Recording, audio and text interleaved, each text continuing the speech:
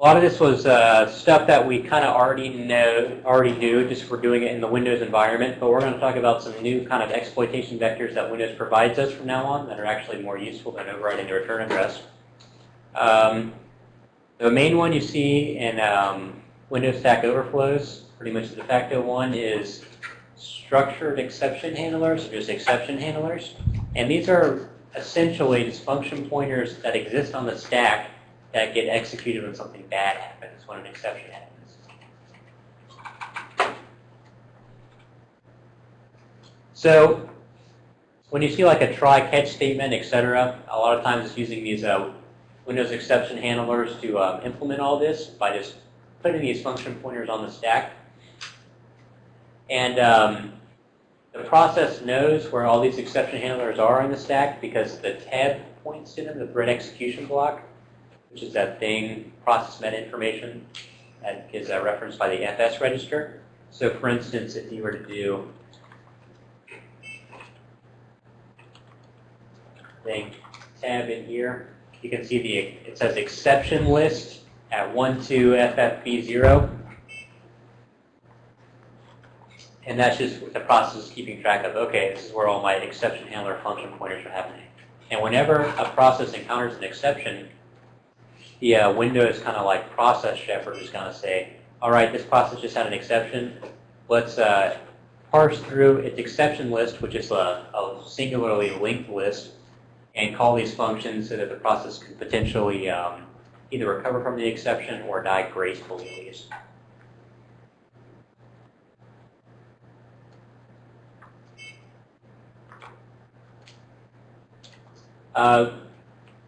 Even without these try catch statements, though, these exception handlers still exist on the stack. Windows puts default ones there that are still on the stack, even if you're not using this try catch paradigm, try except paradigm in C++. So they're pretty much always there because Windows puts them there to try to make their processes more resilient or something like that. So yeah, in this case, if you're doing it the legit way, this would cause an exception, and you're trying to set deadbeef equal to 41414, and a deadbeef isn't real, and then it would call my exception handler, and in a real application, this would either like log an error event and try to continue, or log an error and quit, or somehow try to recover from what just happened. So there are some handy plugins that WinDebug provides for examining these things. And you can, the bang xchain command will tell you what the current exception handler list is.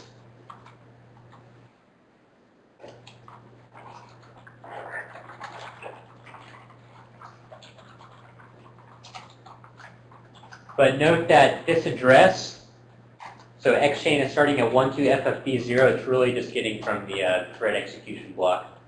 And so when we're developing exploits, it's usually more handy to look at this, or more useful to look at this stuff manually than by using these plugins, because these plugins are assuming the data is like legit and sanitized, and when we're doing an exploit, usually end up corrupting all this stuff, and so the plugins are just going to kind of barf and die because the data is going to be messed up.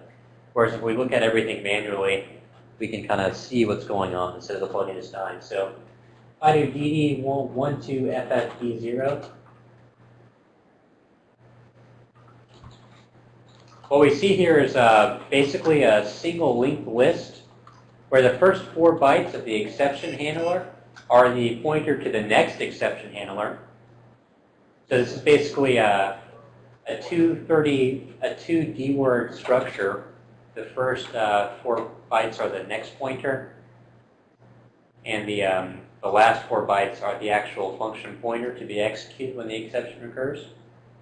And then let's see, 12FFE0 is right here. FFFFF just signifies this is the end of the linked list. So there is no next linked list, and then the very last function pointer. So what we're going to, the important thing to note here is that these exception handlers are above the stack, kind of like above the stack frame of the currently executing function. So for overriding a buffer, we can corrupt these things. And then if an exception occurs, a function pointer will be called that is controlled by the attacker. So it's another way for us to gain control of the IP. Or is there a data structure for the chain? A data structure for the what? Exported. The chain, the structured exception handler chain, you can look at use in the WinDebug. Like, Yeah. there's a chain using some structure, right? They're Yeah. going to point to next to previous. So you can use the Bang XChain plugin to automatically iterate over that linked list. And you're asking if there's like a She was asking if there's a structure that you can use DT with. Yeah, exactly. There is, but I don't know the name of the structure, but there really isn't, there's no need to since it's not a complicated structure. It's just an 8-byte structure, an X pointer and then a function pointer. So I've never used it just because it's such a simple structure that, you know, I don't really think there's a need to. So why this is useful is that when we corrupt a process, it's likely that we'll somehow cause an exception. So if we're overriding all these local variables before we get to the return address or the function pointer or whatever it is we're trying to override to gain control of the IP, if one of those local variables that we overrode was like a pointer, if we just corrupted that pointer and it's dereferenced before the return address is used, then it's going to cause an exception. All right? And that exception could cause the program to crash before we gain control of the IP. However, if we have overridden one of those exception handlers, when the exception occurs, before the process dies, it's going to call that function pointer and we'll be able to execute our shellcode. So we don't have to worry about the process surviving because it's okay if the exception is generated because then we'll just gain control of the IP.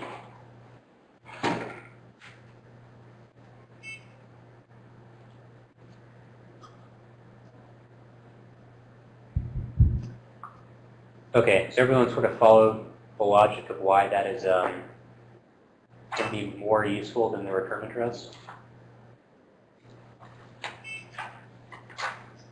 So, for example, in this case, if we overflow buff right here, so we're going to overwrite this file pointer. And let's assume we're trying to overwrite the return address, okay? We've corrupted the return address. We've overwritten everything with 4.1.4.1 till we get to the return address, which we've pointed at our shellcode in buffer or something like that. When it goes to fclose fp, then it's going to crash because fp now points at deadbeat for 4.1.4.1.4.1. Now, presumably, we could architect our overflow so that all these local variables we overwrite are replaced with legitimate values. But this can be hard. There can be a lot of local variables, and you might not know what they're supposed to be. They're pointing at the heap or something like that. And replacing those local variables, they might have bad bytes in them, like null bytes or something like that if we're in an ASCII string buffer overflow. So it's just hard to reproduce what all these local variables should be pointing at. So instead what we'll do is we'll overwrite the return address, the save frame pointer, we'll overwrite those exception handlers, and then we could let the program keep going and then it would crash and then we'll gain control of the EIP, but usually what you see in Windows exploits is that, yeah, okay, you overwrite the exception handler and all these local variables, return address, then you just keep writing and writing and writing and write so much data, we fall off the end of the stack, the process generates an exception, and then bam, our overwritten exception handler kicks in and we've gained control of EIP. Now, what's really useful about this is that by default, Windows installs this GS protection, these stack canaries on your stack frame for anything that has an ASCII buffer like this. And it's basically a canary randomized value in between your local variables and the return address, so that if you smash the stack, you're going to corrupt that canary, And then before the function returns, it checks that that canary is still intact, and if it's not going to return. It's just going to kill the process with like a security violation. However, if we do it this way, and we overwrite the exception handlers and then generate an exception, either by making this generate an exception or by writing so much data we fall into the stack, the canaries will never be checked. We'll gain control of EIP, and the Windows exception handler code never bothers to check that the canary or the stack is intact before it starts calling those exception handler function pointers. So that's a few reasons why these exception handlers are kind of the prime target as opposed to return addresses in the Windows Stack Overflow world. So basically, this is going to automatically allow us to bypass stack canaries and geo protection tomorrow. Just want to reason about why these things are more useful than return addresses.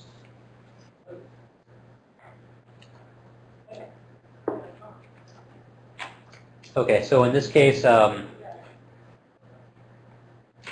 just trying to exploit this program and just kind of going through slides and describing what was just happening if I was trying to overwrite the return address.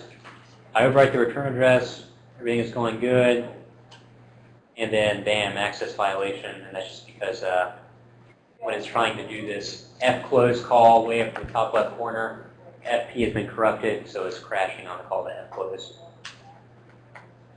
But if at this point we had overridden the exception handler list, we would have gained control of the IP because we would have overridden that function.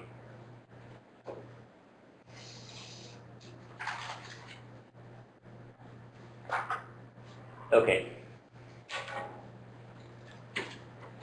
So what I'm talking about here, let me show you guys actually, is stored in project, where's that? SCH overflow. So this is just the source code that I was showing you.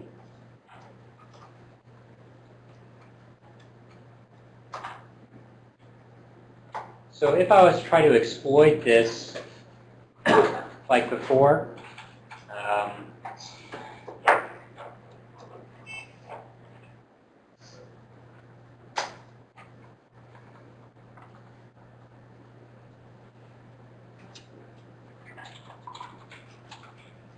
C1 and 2.4 should be about the same.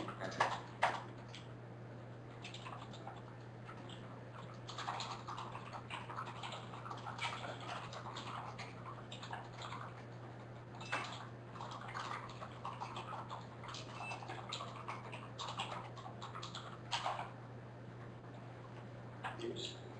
What's supposed to happen in a debugger?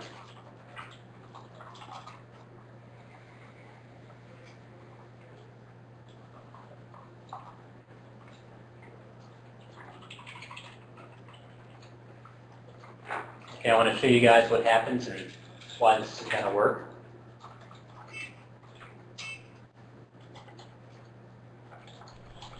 Corey, can you increase the size again? Yeah, sorry. I'll try to remember to do that.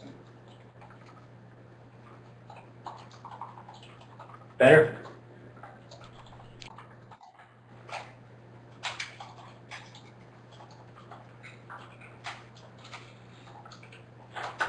I thought you said you had found like some way to save the same preferences across different file names of executables that you open up. Yeah, but I didn't do it for this VM because it's kind of a pain to do. You have to like modify a registry key. Like that's kind of, hidden somewhere. So, all right, so I'm trying to overwrite the return address in this SCH overflow application. Let's see, my buffer's at 12FP6C again. It's a lot similar to the one we last did. Where's my EVP at? So 12FFC4 minus 12.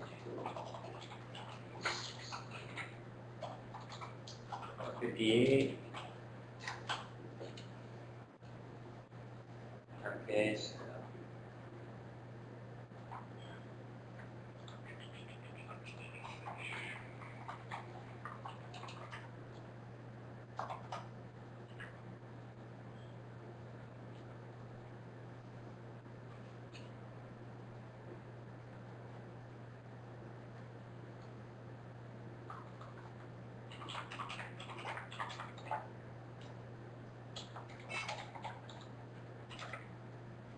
Okay, so what should happen here in a perfect world is that I've just set it so that I should replace the saved return address with BB, and we should see EIP equals all that. But we never get there, and it's because this call, I wrote the local variables, and then when they're used again, it generates an exception. And oops.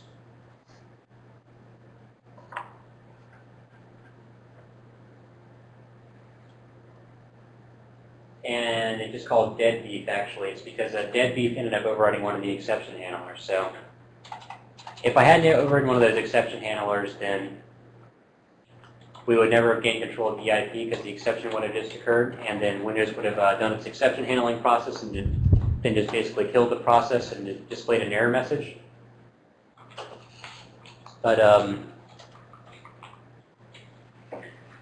let me fool with this for a second, and so I can get all these calculations cleared up.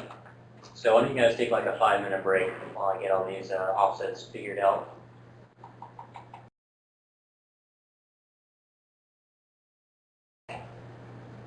All right, so forward while you look on, I had you guys rebuild this Visual Studio project. I forgot to turn off some flags or something like that were messing me up. So if you go to the project properties and configuration properties, C, C++, and optimization, change that to optimization disabled for me. And then go to build and rebuild.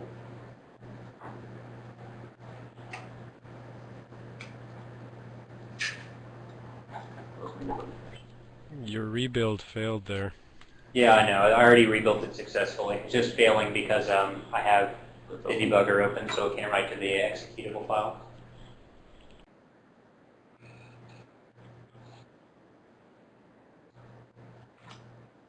So, yeah, what was happening before? Yeah, so Sam, we didn't change the code. Just go to Visual Studio and project properties and C++ optimization and turn off the optimization disabled and rebuild. So what was happening while I had to debug that is for some reason I think I'd forgotten to recompile or I had left optimizations on and it was positioning the exception handler before the return address, which was just, it's fine for us because we can still gain control of the IP, but it's making it hard for me to demonstrate my point of why exception handlers are often better than the return address. And this way we're all on the same page. So, okay, at this point I've set up my payload, so it should be overriding AAAAA, should override the saved return address. But when I do that, EIP is never AAAAA. It just causes an exception, and it'll never execute my return address because it's crashing, because this fclose ain't gonna work since I've corrupted that pointer that's getting passed to fclose. However, what I want you guys to do is come here to your byte writer file, and instead of making this like a calculated value, something nice, we're just going to make it as much data as we can put in. So it's asking for 2048 bytes, the FREAD call is, so that's what we're going to give it, all 2048 bytes. It's going to generate 2048 bytes of deadbeef. Okay. So if I make it 2048 bytes of deadbeef and I run it this time, EIP equals deadbeef, which is exactly what we want. So let's actually step through and see what actually happened. So once again, I'm going to set my breakpoint on the call to fread and look at the stack right before the call to fread happens.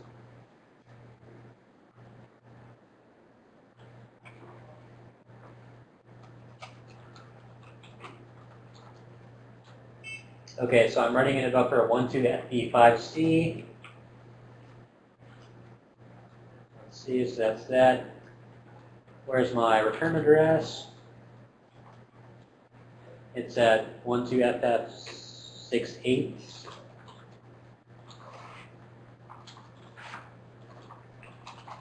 Okay, so 1036 bytes again. That's all fine and dandy. And then where's my exception chains at? I'm going to use that, so we'll look at the real way.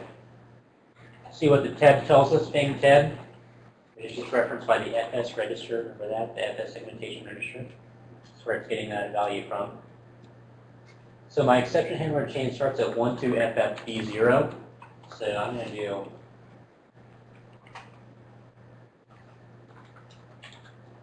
I'm telling it that you look at 2D words, since I know that the each structure in this exception handler structure is 2D words total. The next pointer and the function pointer. So, okay, there's my exception handler. How far away is that from my buffer?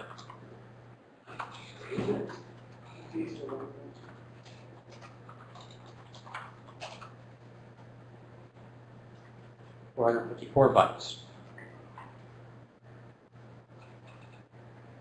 So, is my file that big enough? Yeah. So, I'm definitely going to overwrite this exception handler structure. And when an exception occurs, it's going to use this function pointer right here, but instead it's going to be deadbeat.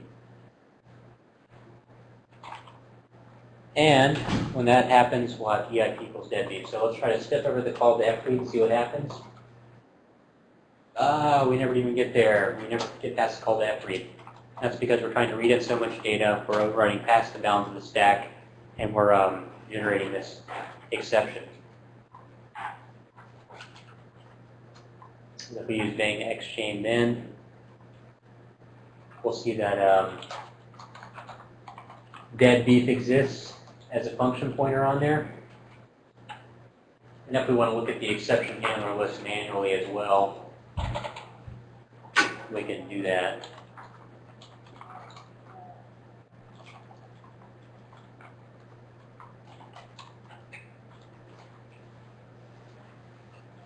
So what happened here, what's important, is when you, a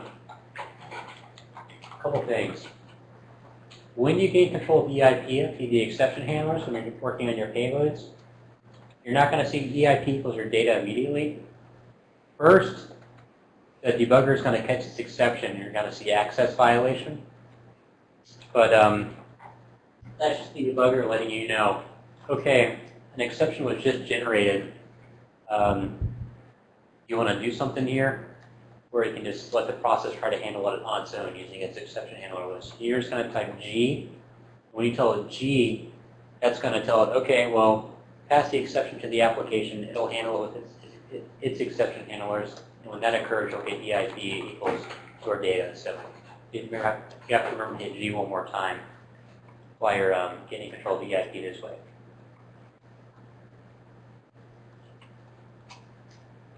And another sort of interesting thing is that when you call into the Microsoft Core Runtime Library, which is where the crash is actually happening, because it's mem copy that's in the FREAD call is in the Microsoft Runtime Core Library or whatever, Core Runtime Library, it's adding another exception handler onto the list. So when we calculated this before, our exception handler list was started at 12FFB0. And now, according to the TEB, it's at 12FB18. That's just because the Microsoft Core Runtime Library added another exception handler onto it since it was executing Microsoft code or something like that. They wanted their own Microsoft exception handler registered there in case something bad happens.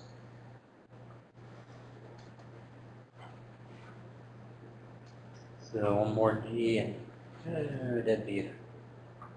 So another way we can gain control of EIP, and this is going to be really useful for us when we're trying to bypass all these exploit mitigation technologies. I realize at this point that it's kind of like, beating the dead horse here with gaining control of EIP with these stack overflows, but we need all these tools for day 2 and day 3 when we're generating crashes and bypassing exploit mitigation. So there's a reason why we're kind of talking about the same topic from 5 different angles here. So just bear with me.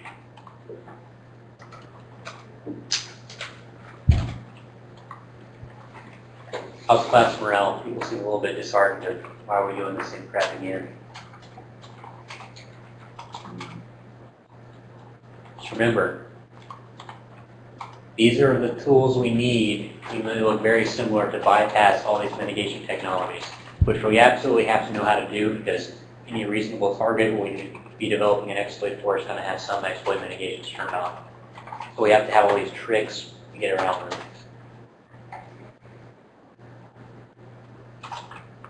It'll all be worth it on Wednesday when you see your friends browse your website and they have 5,000 calculators appear on their computer, I promise.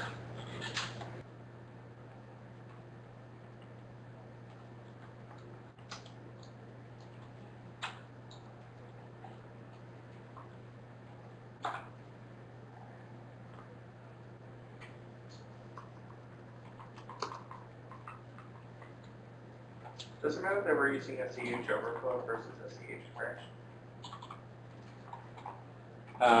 SEH overflow is the process you're exploiting. SEH crash was just the file I was putting my payload into. No.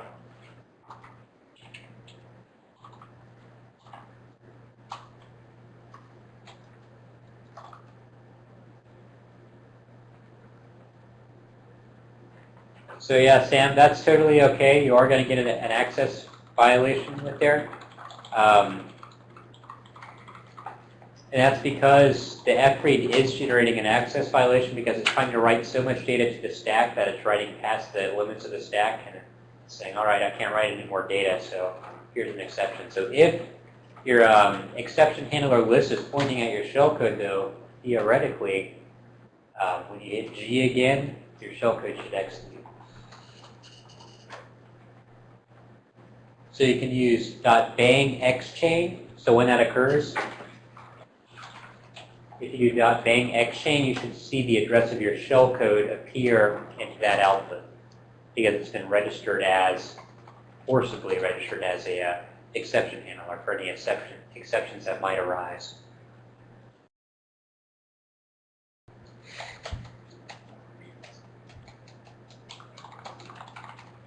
All right, has anyone got to the point where they think it should be working, but it is not working?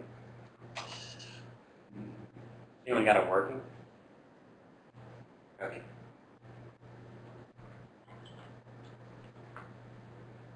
The point where it should be working is when you run the bang.xchain command.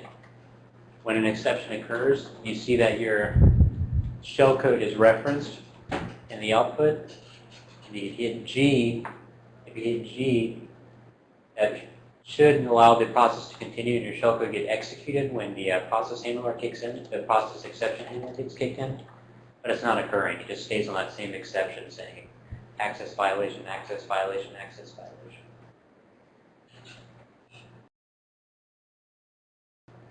So let me show you guys how I would work through this and what's going to happen. So, all right, if I recall correctly, I was overriding the exception handler list at like 454, I think it was. So the first 4 bytes of that exception handler should be the next pointer in the linked list, and then the 4 bytes after that are the function pointer. So presumably this should set EID equal to B. Once it runs.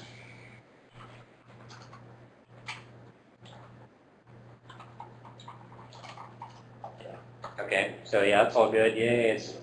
So presumably what you would do now is you would insert your shellcode in somewhere here. Like that. And then, so I don't know what the address of my buffer is. Let me look that up.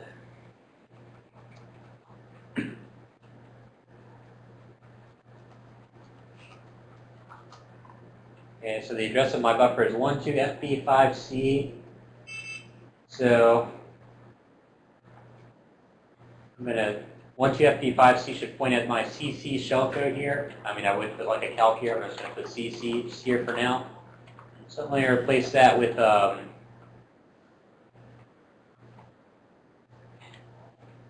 5C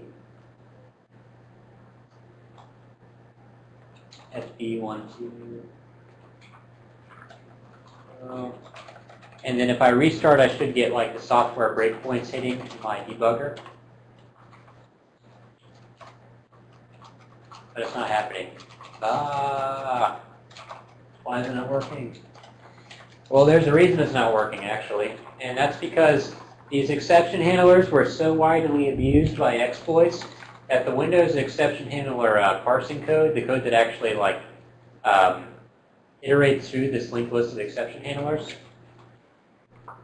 it has some sanity checking heuristics. And one of those heuristics is if the function pointer points at a stack address, disregard, not valid. And that's because so many exploit developers were overriding the exception handler list and pointing out their shellcode on the stack. However, notice that when you set it just to AAA or deadbeat, it did end up saying EIP equals deadbeat. So there's like a set of kind of like bizarre heuristics that Microsoft implemented for what's a valid exception handler and what is not a valid exception handler. So some of the invalid exception handlers are anything that's on the stack, no good, will not go there. But it has this weird catch-all case where the address points to like no process address space, it allows it. Which is why if you set the exception handler to A's or deadbeat or something bogus, it still allows it, sets EIP equal to that. No idea why they did that, but they did.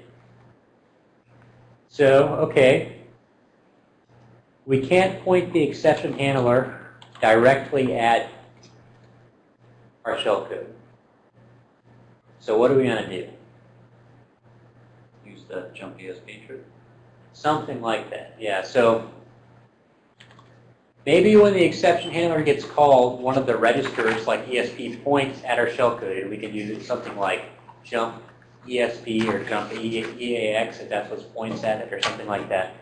So let's try to figure out what we can jump to or jump through or something like that to accomplish our objectives. So here's how I would go about trying to figure out what to do to get our shellcode to execute. First of all, I would search for an OXCC byte, a software breakpoint byte.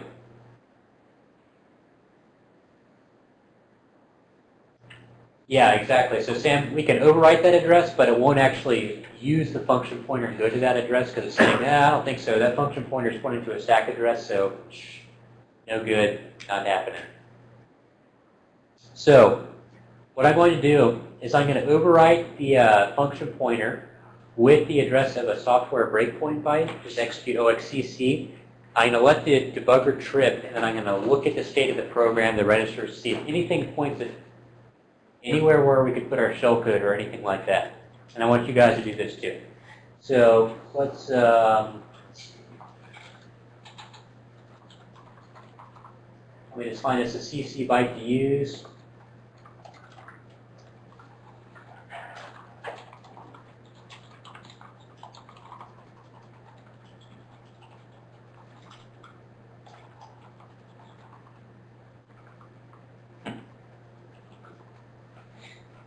Maybe I shouldn't do that after. What was that? Oh, wait a minute.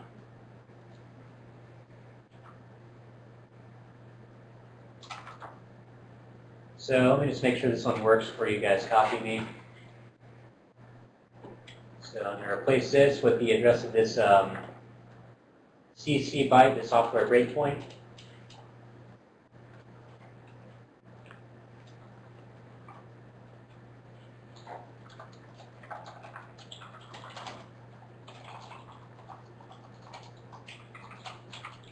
Okay. That worked. So in you guys' file, at offset like 458, I want you to put that address.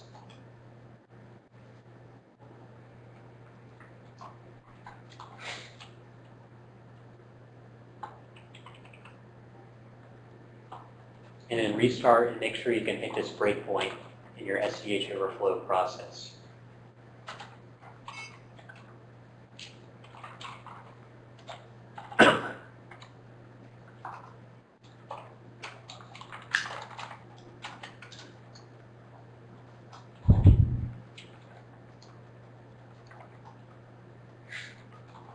And what this is going to do is it will allow us to stop the debugger, or use the debugger to stop the process at the immediate point where we would have gained control of EIP.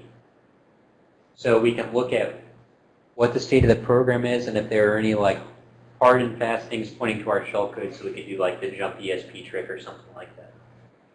Because ESP isn't going to point right at our shellcode, unfortunately, so we couldn't do jump ESP or something. We couldn't do that. That's not a problem that there's a OO in there. No, we're assuming that all bytes are fair game again. So for those of you that hit it, I want you to look at the state of the registers and see if any of the registers point to our shellcode or anything that we control, so we could do something like the jump ESP trick and jump to something that we control.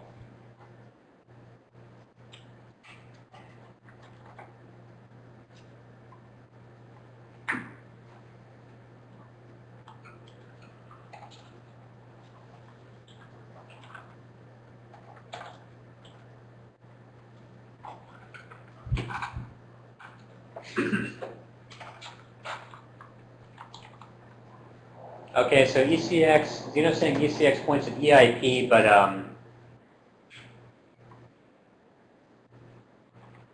we don't really control the bytes that are at EIP at this point in time. We're just sort of using bytes that are already there. But you're heading in the right direction. Also look at the state of the stack. What is the stack pointing at and what's on the stack? Maybe there's a pointer to our shellcode somewhere on the stack close by.